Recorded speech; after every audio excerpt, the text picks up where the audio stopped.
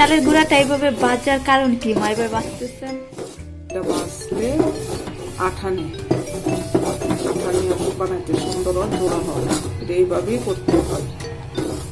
আর না ভাজলে আঠা নেই না, তাই তো?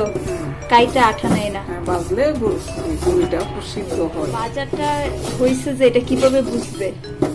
যখন একটু শুকনো শুকনো পাউডারের মতন হয়, তারপর একটু বাদামি কালার হয়, সাদা সাইডে দিয়ে তখন বোঝা যায় এটা ভাজা হয়েছে।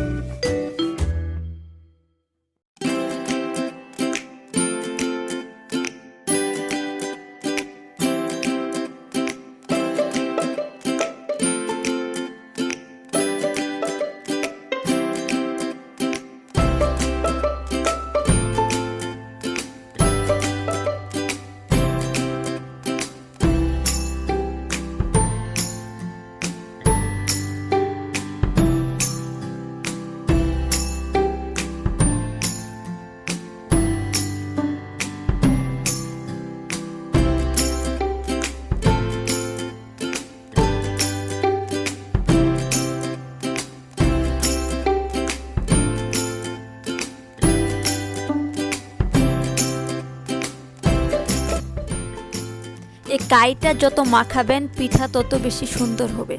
আর যখন সফট একটা ডো তৈরি হবে তখন সেটা পিঠা বানানোর জন্য উপযুক্ত হবে।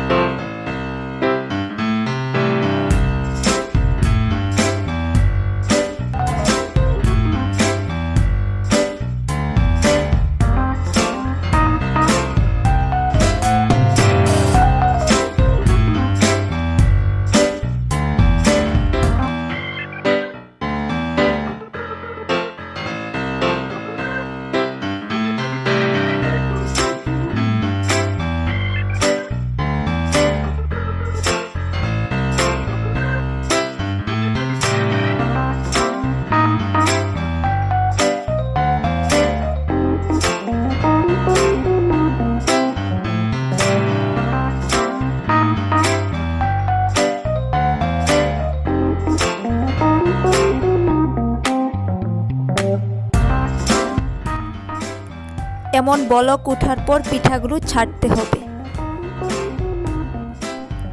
আর একবারে সব পিঠা না দিয়ে কিছুক্ষণ পর পর দিতে হবে।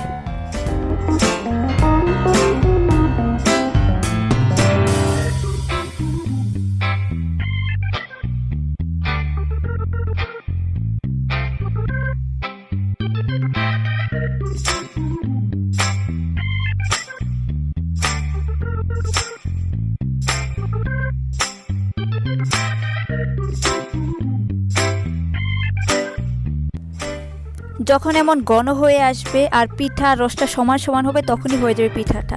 আপনারা টেস্ট করেও দেখতে পারেন যে সিদ্ধ হয়েছে কিনা, তাহলেই বুঝবেন। হ্যাঁ, আপনারা ওইভাবে চেষ্টা করে দেখতে পারেন আর বানালে অবশ্যই আমাদেরকে কমেন্ট করে জানাবেন কেমন হলো।